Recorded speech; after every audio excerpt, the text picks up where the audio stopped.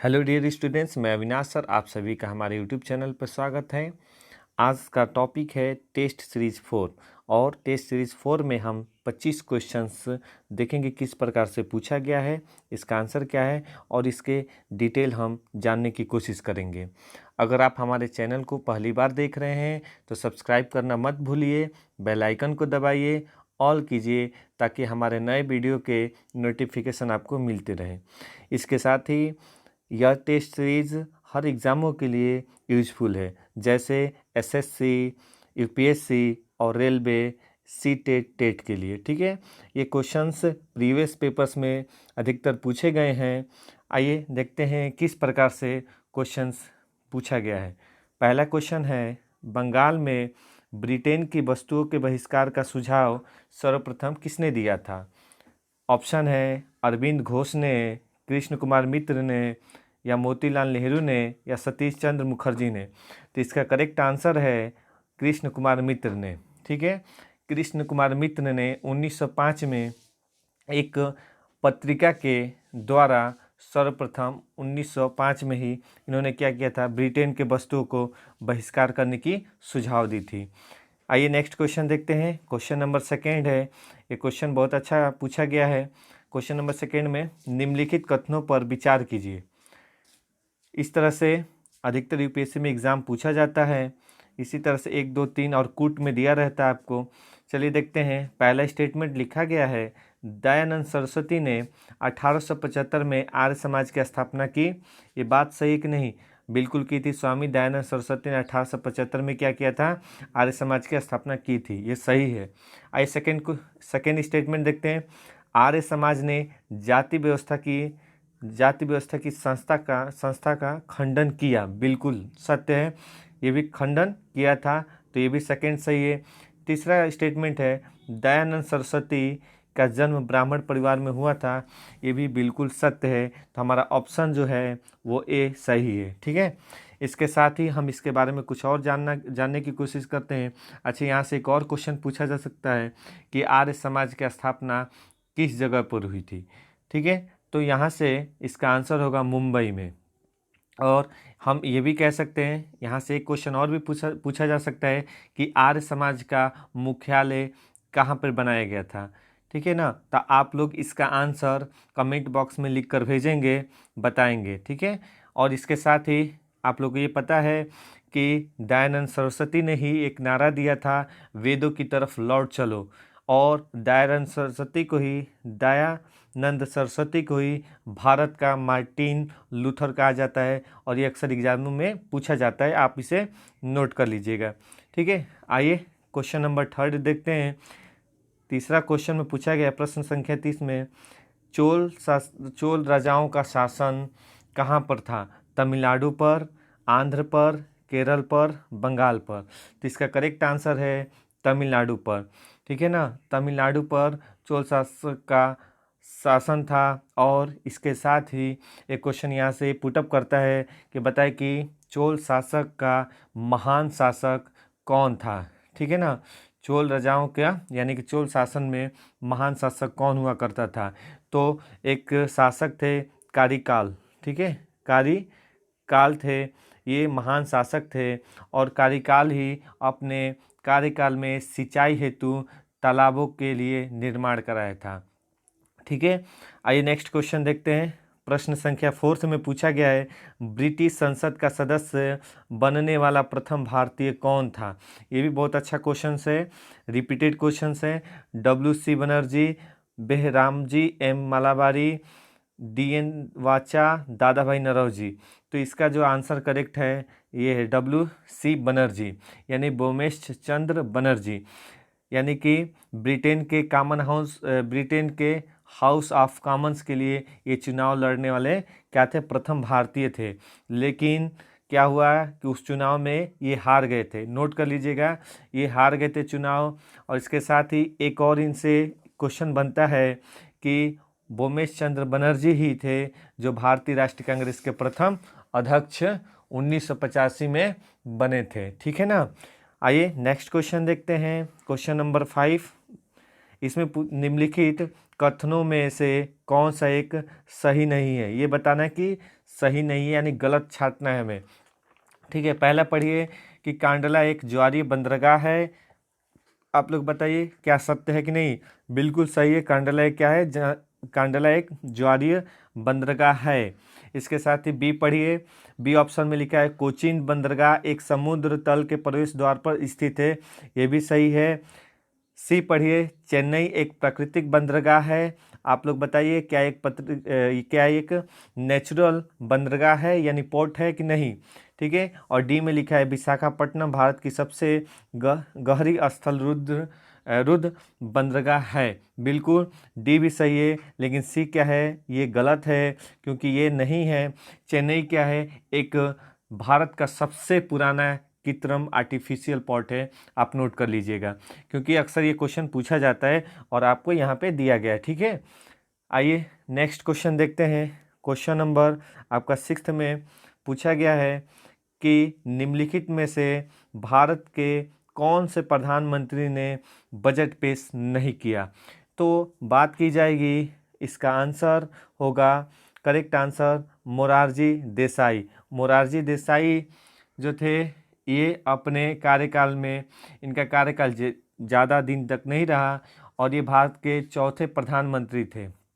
आप लोग याद रखिएगा कि ये भारत के चौथे प्रधानमंत्री थे। और इसके साथ एक और इनसे क्वेश्चन पूछा जाता है कि बताइए कि कौन से ऐसे व्यक्ति थे जिनको भारत का सर्वोच्च सम्मान भारत रत्न और पाकिस्तान के सर्वोच्च सम्मान निशान पाकिस्तान से सम्मानित किया गया था। तो कौन थे, मोरारजी देसाई थे। मोरारजी देसाई थे जो भारत रत्न और पाकिस्तान के सर्वोच्च सम्मान निशान पाकिस्तान से सम्मानित किया गया था। ठीक है, तो यहाँ से हमने 2 क्वेश्चन और जाना। आइए नेक्स्ट क्वेश्चन देखते हैं। क्वेश्चन नंबर 7, प्रश्न संख्या 7 में पूछा गया है निम्नलिखित में से कौन सा एक राष्ट्रीय पार्क भारत में सर्वप्रथम स्थापित किया गया। ठीक है, बांदीपुर, कॉर्बेट, वेलवादर, पेरियार। तो इसका जो आंसर होगा वो होगा 2। ठीक है, 2 नंबर क्या होगा, कॉर्बेट। ठीक है ना, तो इसकी बात की जाएगी कॉर्बेट की। तो ये नेशनल पार्क जो है भारत का पहला और दुनिया का तीसरा सबसे बड़ा पार्क है। ये क्या है, यहाँ से एक क्वेश्चन पूछा जाता है तो बताएंगे कि भारत का पहला और दुनिया का तीसरा सबसे बड़ा पार्क है। और यहाँ से पूछा जाता है क्वेश्चन कि बताइए कि इस पार्क से कौन सी नदी होकर बहती है, कौन सी नदी गुजरती है। तो आप लोग कमेंट बॉक्स में लिख के इसका मुझे आंसर बताएंगे। ठीक है, इसका उत्तर दीजिएगा, नहीं तो नेक्स्ट वीडियो में मैं इसका आंसर मैं बताऊंगा। और इसके साथ ही इसका नाम Corbett park national Corbett Jim Corbett national park कब इसका नाम स्थापित किया गया या कब इसका नाम दिया गया, इसके पहले इसका नाम क्या था। ठीक है ना, इसको ये यहाँ पे गलत लिखा गया है, कॉर्बेट नहीं होगा, कोबरेट होगा। ठीक है, कोबरेट जिम कॉर्बेट नेशनल पार्क, आप नोट कर लीजिएगा, जिम कॉर्बेट नेशनल पार्क, यहाँ पे गलत टाइप हो गया है। आइए नेक्स्ट क्वेश्चन देखते हैं। क्वेश्चन नंबर 8 में पूछा गया है कि भारत में निम्नलिखित में से कौन सी एक झील में जल की लवणता अधिकतम है। तो यहाँ से डल है, चिल्ली, उलर, सांभर। तो आंसर होगा सांभर। ठीक है, सांभर कहाँ पे, सांभर झील कहाँ स्थित है, तो आप बताएंगे राजस्थान में सांभर झील स्थित है। आइए नेक्स्ट क्वेश्चन देखते हैं। क्वेश्चन 9, 3 प्रमुख राजनेता कौन थे जिन्होंने गुट निरपेक्ष आंदोलन कब आरंभ किया। ठीक है ना, जिन्होंने गुट निरपेक्ष आंदोलन कब आरंभ किया। तो इन 3 प्रमुख नेताओं के बारे में बात की जा रही है। राजनेता कौन कौन से थे जिन्होंने गुट निरपेक्ष आंदोलन आरंभ किया। यहाँ पे देखिए 2, यहाँ पे कब क्या हो जाएगा आपका, कब कैंसिल कर देना है क्योंकि गलत हो जाएगा। ठीक है ना, 3 प्रमुख राजनेताओं के नाम बताना है। तो इस तरह से आपके ऑप्शन है Jawaharlal Nehru, Anwar Sadat, Marshal Tito और Jawaharlal Nehru, Zhou Enlai, Kwame Nkrumah, या Jawaharlal Nehru, Fidel Castro, Marshal Tito, Jawaharlal Nehru, Gamal Abdel Nasser, Marshal Tito. तो बात की जाएगी गुट निरपेक्ष आंदोलन की, तो हमें पता है कि गुटनिरपेक्ष सम्मेलन पहली बार 1961 में हुआ था और इसमें कुल देश यानी कि 25 देश इसमें भाग लिए थे। और इसके अध्यक्ष कौन थे, यानी कि गुटनिरपेक्ष सम्मेलन का अध्यक्ष कौन था, तो आपको याद होना चाहिए यूगोस्लाविया जो है ना, यूगोस्लाविया की राजधानी बेलग्रेड है। वही यूगोस्लाविया के राष्ट्रपति थे टीटो, यही उसके अध्यक्ष थे, यानी कि मार्शल टीटो ही थे जो गुटनिरपेक्ष आंदोलन के यानी कि सम्मेलन के अध्यक्ष थे। ठीक है, और इसका बात की जाएगा यानी कि कहाँ ये सम्मेलन हुआ, तो ये सम्मेलन हुआ था बेलग्रेड में। ठीक है, बेलग्रेड में ये सम्मेलन हुआ था। और इसके साथ ही आप के जो 3 प्रमुख राजनेताएं थे वो कौन से थे, जवाहरलाल नेहरू, जमात अब्दुल नासिर और मार्शल टीटो, यानी कि ऑप्शन हमारा 4 सही होगा। ये नासिर जो थे मिस्र के राष्ट्रपति थे, प्रेसिडेंट थे। ठीक है ना। आइए नेक्स्ट क्वेश्चन देखते हैं, क्वेश्चन नंबर 10। इसमें पूछा गया है कि निम्नलिखित में से कौन सा कथन सही है। भारत के महान्यायवादी, बताइए कि भारत के महान्यायवादी के उच्चतम न्यायालय के न्यायाधीश द्वारा अपेक्षित योगदान के समान योग्यता होनी ही चाहिए। अगला देखिए, सेकेंड पढ़िए, को संसद के सदस्यों को समान विशेषाधिकार व अनुमतियां प्राप्त होती हैं। और तीसरा आप पढ़िए, भारत के सभी न्यायालयों में सुने जाने का अधिकार प्राप्त होता है। चौथा है 4th नंबर के वेतन व खर्चे भारत की संचित निधि से क्या प्रभावित है। तो भारत के महान्यायवादी की बात की जाएगी, the attorney general of India की, तो आप लोगों को पता होना चाहिए जानकारी कि यहाँ पे इनकी जो योग्यता होती है वो उच्चतम न्यायालय यानी सुप्रीम कोर्ट के मुख्य न्यायाधीश के सम्मान होती है योग्यता बनने की। ठीक है ना। और इसके साथ ही हमें ये भी पता है कि संसद के सदस्यों को समान विशेषाधिकार और अनुमतियां प्राप्त होती हैं। और इसके साथ हमें ये भी पता है कि भारत के सभी न्यायालयों में सुने जाने का इनका अधिकार दिया गया है, अधिकार प्राप्त है, लेकिन इनका वेतन और खर्चे भारत की संचित निधि से प्रभावित नहीं है। ठीक है, ऑप्शन 4 ये क्या हो जाएगा, कैंसिल हो जाएगा ना कि 1 2 3 ये सही है। अब दिए गए कोड का प्रयोग कर सही उत्तर चुनिए। आइए नेक्स्ट देखते हैं कि ऑप्शन कैसे कैसे दिया है। तो इसमें दिया है कि 1 2 3, केवल 1 2 या 3 4 या 2 4। तो ऑप्शन जो होगा हमारा कौन सा सही होगा, फर्स्ट सही होगा, 1 2 3। ठीक है। अच्छा, अब यहाँ से क्वेश्चन पूछ सकता है कि बताइए कि महान्यायवादी किस अनुच्छेद के तहत, महान्यायवादी पद किस अनुच्छेद के तहत सृजन किया गया। तो ये पता होना चाहिए कि अनुच्छेद 74, ठीक है, 74 के तहत ही इस पद का सृजन किया गया।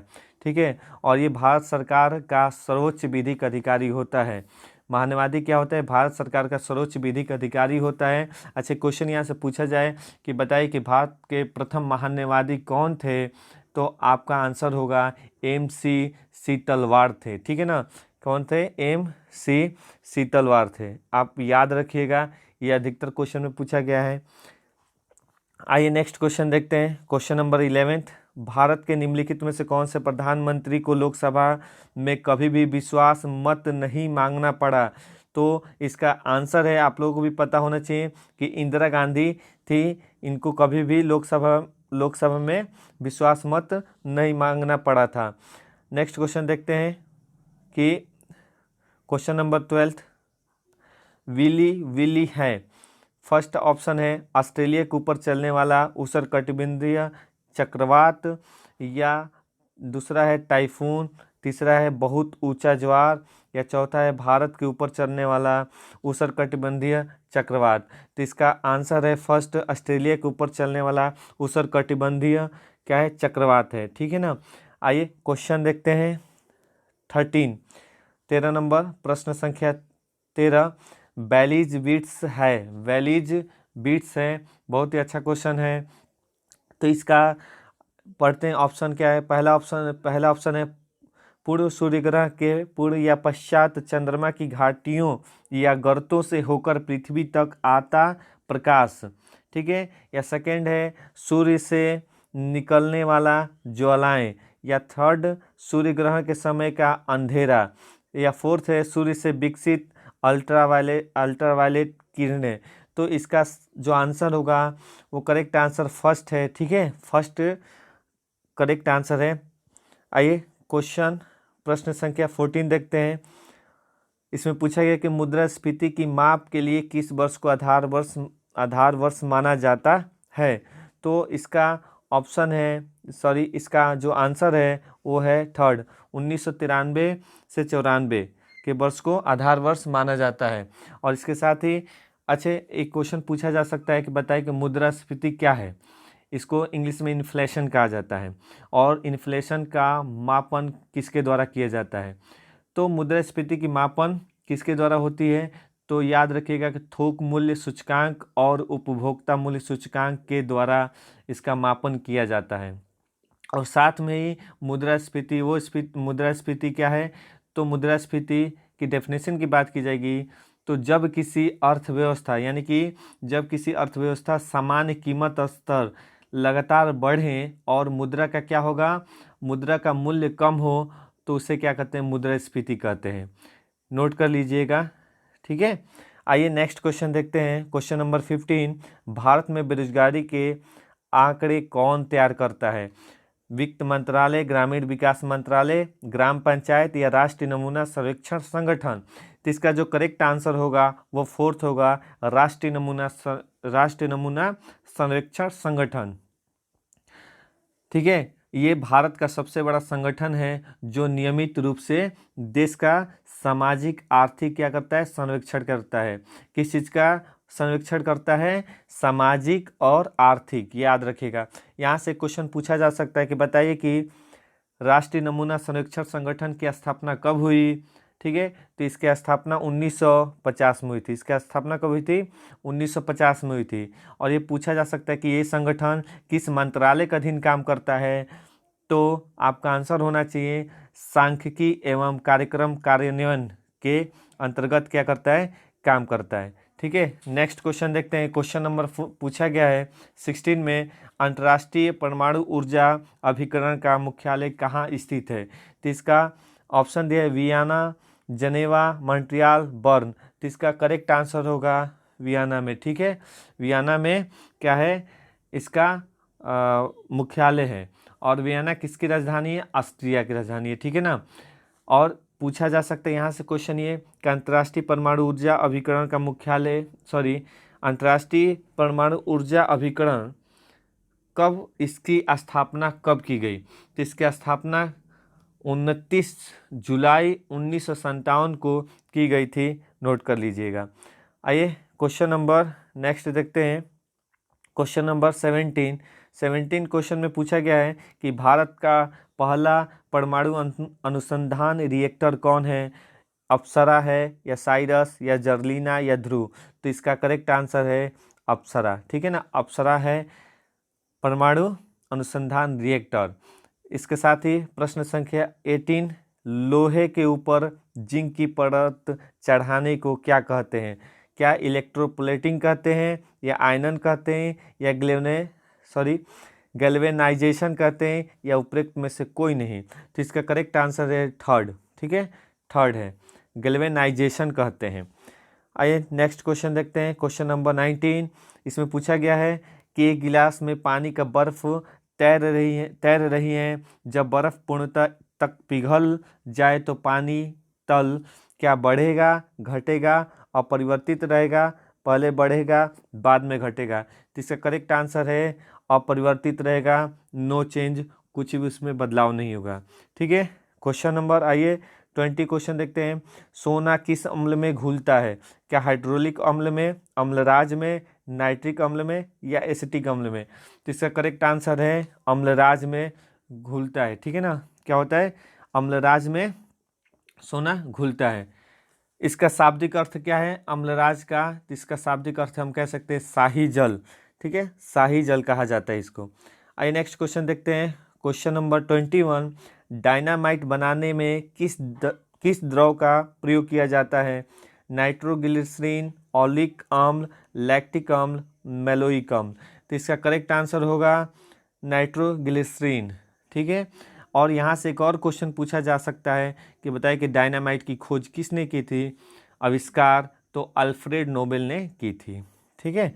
नेक्स्ट क्वेश्चन देखते हैं 22। निम्नलिखित में से किसे कोशिका का यातायात प्रबंधक कहा जाता है? तो राइबोसोम्स, गाल्जिकाय, माइटोकॉन्ड्रिया, लाइसोसोम्स। तो इसका करेक्ट आंसर होगा गाल्जिकाय। गाल्जिकाय को क्या कहा जाता है? कोशिका का यातायात प्रबंधक। ठीक है। अच्छा, यहाँ से बहुत सारे क्वेश्चंस बनते हैं गाल्जिकाय से। अच्छा, गाल्जिकाय की संरचना किस प्रकार से है? तो गाल्जिकाय की संरचना लिपिड, कोलेस्ट्रॉल एवं प्रोटीन की बनी हुई है। ठीक है। इसकी संरचना लिपिड, कोलेस्ट्रॉल एवं प्रोटीन की बनी हुई है। यह एक क्या है? सेल ऑर्गन है। कुछ यानी कि गोल्जी क्या है? एक सेल ऑर्गन है, यानी कोशिकांग है। ठीक है। और गोल्जिकाय को किस नाम से जाना जाता है? इसे लाइपोकॉन्ड्रिया के नाम से भी जाना जाता है। ठीक है। लाइपोकॉन्ड्रिया के नाम से भी जाना जाता है। और इसके साथ ही गाल्जिकाय की खोज किसने की थी? तो कैमिलो गाल्जी ने की थी। ठीक है। नोट कर लीजिएगा, कैमिलो गाल्जी ने इसकी खोज की थी। और इसका मुख्य कार्य क्या है? तो हम कह सकते हैं कि गाल्जिकाय का मुख्य कार्य हार्मोन्स और एंजाइमों का निर्माण करना। ठीक है। आइए नेक्स्ट क्वेश्चन देखते हैं। Question number 23। इसमें पूछा गया है कि विश्व में जंतुओं का सबसे बड़ा संघ कौन सा है? तो इसका डायरेक्ट आंसर है आर्थ्रोपोडा। ठीक है ना, ये सभी को पता है। आइए नेक्स्ट क्वेश्चन देखते हैं। Question number 24। लेट ब्लाइट रोग किस पौधे से संबंधित है? तो गेहूं से है, आलू से, सेब या आम से? तो इसका आंसर है आलू से क्या है? लेट ब्लाइट रोग संबंधित है। लास्ट क्वेश्चन यानी कि 25वां नंबर है। मानव शरीर में पाचन का अधिकांश भाग किस अंग में संपन्न होता है? तो इसका क्या बताइए? पैनक्रियाज में होता है, या बड़ी आंत में, या छोटी आंत में, या आमाशय में? तो इसका करेक्ट आंसर है छोटी आंत में, यानी कि स्मॉल इंटेस्टाइन में। तो ओके फ्रेंड्स, तो हमारा आज का ये टेस्ट सीरीज यहीं पर समाप्त होता है, क्लियर होता है। और मैं उम्मीद करता हूँ कि ये वीडियो आपके लिए बहुत ही हेल्पफुल होगा। इसके साथ ही हम नेक्स्ट वीडियो में फिर से 25 क्वेश्चन को लेकर फिर मिलेंगे। इसके लिए धन्यवाद। Thank you.